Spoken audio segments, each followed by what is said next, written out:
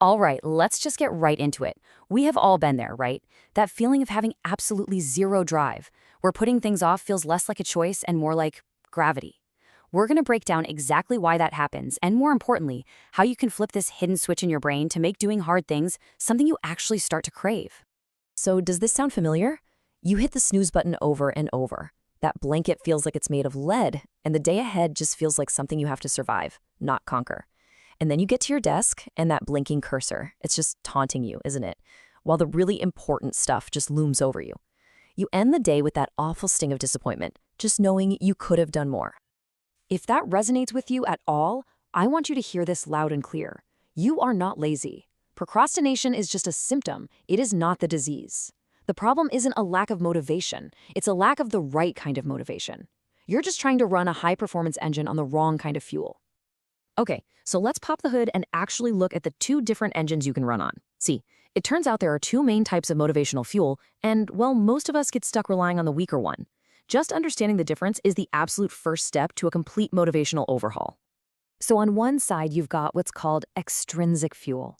Think of this like old-school fossil fuels. It comes from outside of you. Money, status, getting praise from others. And sure, it gives you a quick boost, but it's dirty, it's finite, and it always runs out. But then there's intrinsic fuel. Now this is the good stuff. This is like having a personal fusion reactor inside your chest. It comes from within, from things like your own curiosity, a sense of purpose. It's clean, it's self-sustaining, and it is incredibly powerful. And the science behind why that cheap extrinsic fuel always fails us is, frankly, fascinating. It all comes down to our brain's dopamine system, the thing that drives focus and motivation. It goes crazy, it surges when we think about a reward. It's all about the chase. But the second we actually get that reward, that dopamine level plummets. It just falls off a cliff. And that's why getting a bonus or a promotion feels great for about a day, but the drive it gives you, it never ever lasts. So if we want that clean, self-sustaining fusion energy, how do we do it? How do we build our own personal fusion reactor for motivation? Well, the answer lies in focusing on 5 core intrinsic motivators. These are literally the building blocks for creating a level of drive that is profound and, honestly, pretty much unstoppable. So here they are, the big 5. First, curiosity, that simple itch to learn and figure things out. Second, purpose, the feeling that what you're doing actually matters. Third, mastery, that deep-seated drive to just get better at something.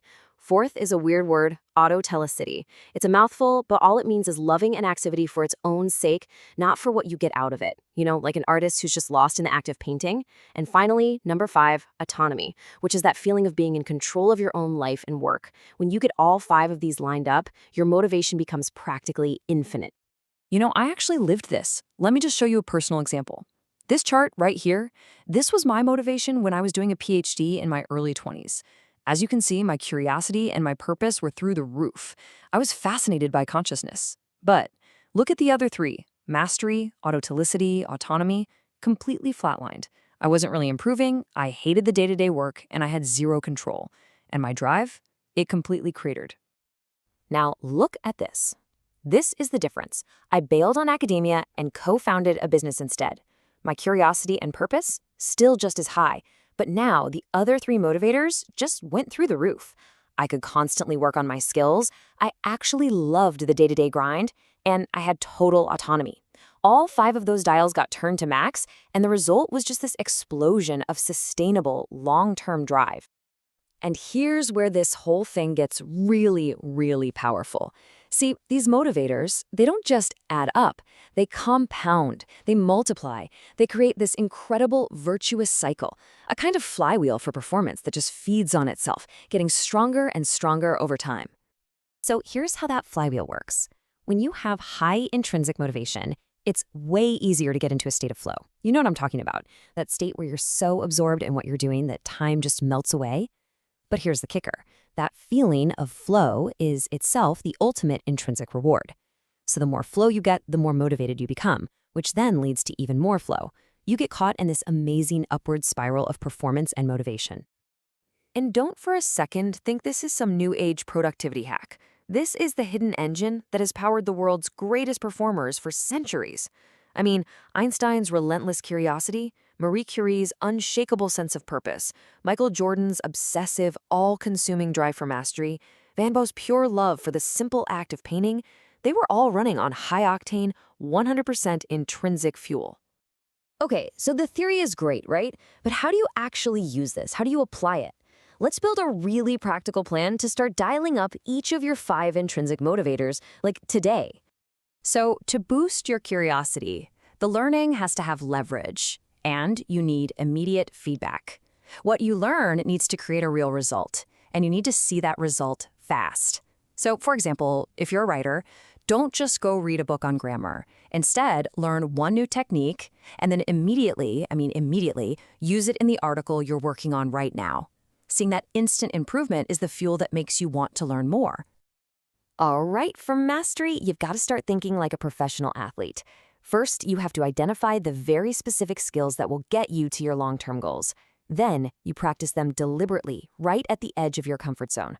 A salesperson shouldn't just think, I need to make more calls. No, they should be recording their calls, finding one specific weakness, like their opening line, and drilling just that one skill over and over until it's perfect. That's how you build real competence. Now, to boost your love for the work itself, that autotelicity thing, here's a totally counterintuitive trick. Stop asking, what do I love? And instead start asking, what am I just naturally good at? Your innate strengths, the things you do easily and well without much effort, are direct on-ramps to that flow state. Are you a natural organizer, a puzzle solver, a connector of people? Lean into that. Passion isn't found. It's forged in the fire of competence. To really amplify your sense of purpose, you need 2 things, clarity and connection. So start by boiling down your life's mission into one single laser-focused sentence. Then, for every single task on your to-do list, no matter how small, you explicitly connect it back to that mission. This is how you transform a boring checklist into a meaningful crusade. It makes every action feel significant. And finally, to boost autonomy, that feeling of being in the driver's seat, you have 2 levers you can pull. First, you can reframe your current job. Even if you hate it, see it as a chosen strategic stepping stone in a much larger journey that you are in control of. And second, you can build literal autonomy. You do this by developing what we call FU skills and an FU network, which basically means becoming so skilled and so well connected that you always have options. You have the freedom to choose your own path. When you get all 5 of these motivators firing in sync, something truly incredible starts to happen. You become what we call a Zen warrior. Think about that. You develop the detachment of a monk, meaning you no longer need those external rewards like money or praise to feel good. But at the same time, you have the total engagement of a warrior, completely absorbed, completely obsessed with the work itself. You basically become untouchable.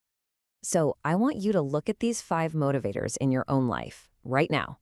Which dial is the lowest? Which one needs the most work? That's your starting point. Just pick one and focus all your energy on turning up that single dial. Because upgrading your fuel source, it's not just about being more productive. It's about fundamentally changing your entire relationship with work, with challenge, and with life itself.